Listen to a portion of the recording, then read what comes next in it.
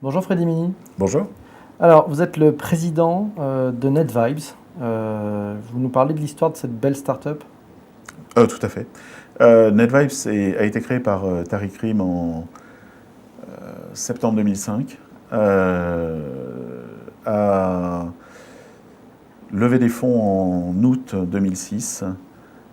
A commencé à se focuser sur le revenu en avril 2008 et aujourd'hui espère arriver à l'équilibre au quatrième trimestre de 2009, c'est-à-dire dans 4 mois, donc dans très bientôt. Donc il y a eu toutes ces phases en fait, de création, de produits, de monétisation. D'accord. Alors combien ça coûte, combien ça rapporte NetVibes? Alors combien ça coûte? Quel est le modèle économique en fait de NetVibes?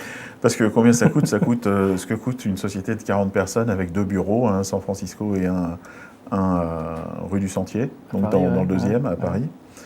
Comment ça gagne de l'argent? En fait, d'abord, il faut avoir un focus qui soit très marketing. Et notre focus de marketing, et le mot que l'on veut avoir en marketing, c'est le mot personnalisation. Donc, on va forcément gagner de l'argent autour de la personnalisation. Donc, on fait de la personnalisation pour l'individu, donc netvibes.com.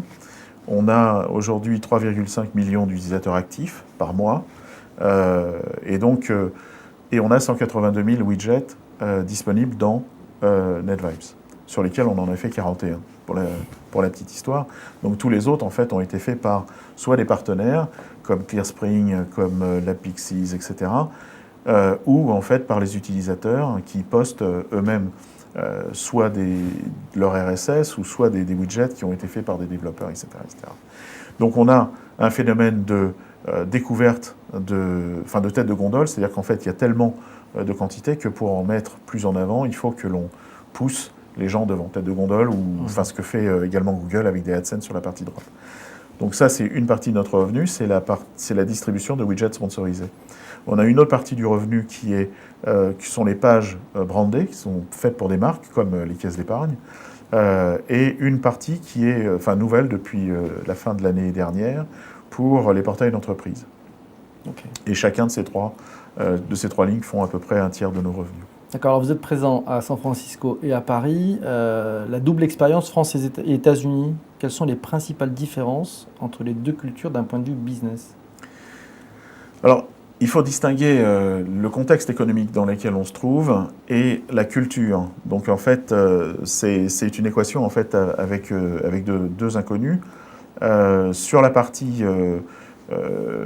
économique, les États-Unis souffrent, j'ai le sentiment, plus de la crise économique que la France, par exemple, pour comparer ces deux pays. Donc en fait, on va avoir beaucoup plus, en ce moment, beaucoup plus de difficultés en fait, à trouver en fait, des budgets aux États-Unis qu'en France. Ça existe, mais il faut faire beaucoup plus d'efforts et le cycle de décision est plus long. Maintenant, en ce qui concerne la partie culturelle, qui est sûrement votre question, les Américains sont différents des Français dans le sens qu'ils sont, on dit souvent qu'ils sont un peu brutaux, voire un peu enfants parfois. La traduction, en fait, d'un point de vue business, c'est que ce sont les gens qui essayent. C'est-à-dire que, c'est pour ça que je parlais tout à l'heure d'un côté, un contexte qui modifie, en fait, une culture. Et ce contexte économique difficile, puisque 11,5% de chômage en Californie, quand même, qui est le plus haut historique, fait que ça calme, en fait, une partie de leur culture. Mais la culture américaine veut qu'ils ne discutent pas énormément. Il n'y a pas énormément de palabres, ils essayent. Et ensuite, ils vont mesurer, ça va être très très analytique, et il va y avoir en fait assez peu de sentiments. Ça marche, on continue, ça ne marche pas, on arrête. Et il y a ce détachement en fait souvent les Américains disent it's not personal, it's professional. Donc c'est pas personnel, c'est uniquement professionnel. Et on va dégager en fait les deux, et ils arrivent en fait à faire très très bien la séparation entre les deux. En France en particulier, ou dans les pays latins, on va trouver en fait beaucoup plus de confusion en fait entre le personnel, l'émotionnel et le rationnel. Exactement. Okay. D'accord. Qu'est-ce que vous conseilleriez à un jeune qui rêve d'aller bosser aux États-Unis aujourd'hui? Alors, premièrement, aller travailler aux États-Unis, c'est pas aussi simple que ça, parce qu'il y a une immigration à passer, et encore une fois, dans ces périodes de crise, l'obtention d'un visa en ce moment n'est pas forcément des plus simples. Ce que je conseillerais, c'est, comme pour la création d'une entreprise, finalement, partir, s'expatrier, c'est une entreprise personnelle. Quand on crée une société ou quand on s'expatrie, voire les deux, il faut vivre 100% et ne pas quitter son but des yeux, voire, sans que ça soit débile, mais sacrifier tout ce qui doit être sacrifié pour le faire. Ce que j'essaie de dire, c'est que j'ai un de mes amis à San Francisco, je ne voudrais pas prendre mon exemple personnel pour des raisons de modestie, mais j'ai un ami à San Francisco qui est patron qui est beaucoup plus jeune que moi, et qui a décidé, il y a 6 ans, de partir aux États-Unis. Il avait une belle situation en France, travaillait dans la publicité, et décide de partir aux États-Unis. Et il a décidé de partir coûte que coûte. Et il a atterri à New York, et il a pris le premier boulot qu'il a trouvé. Et c'était pour distribuer du courrier. Alors, ça peut paraître une sorte de fable.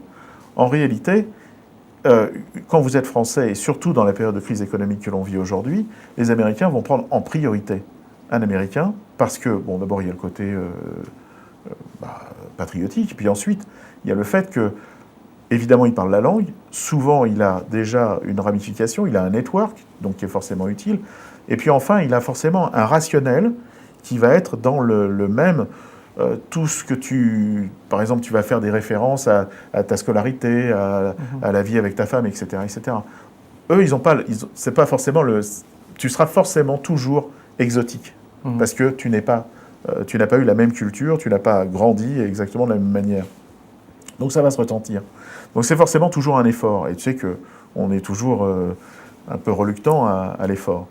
Donc tout ça pour dire que on va l'appeler F, a commencé en fait un travail de distribution de courrier. Ouais. Son employeur en fait savait qu'il venait d'une agence de pub et qu'il avait déjà travaillé dans la pub à Paris. Et en fait, il a gravi évidemment les échelons assez rapidement. Et il est arrivé donc à San Francisco. Je l'ai vu dans la communauté donc de San Francisco. Les expatriés se regroupent toujours comme dans un village. Et aujourd'hui, c'est un de mes meilleurs amis.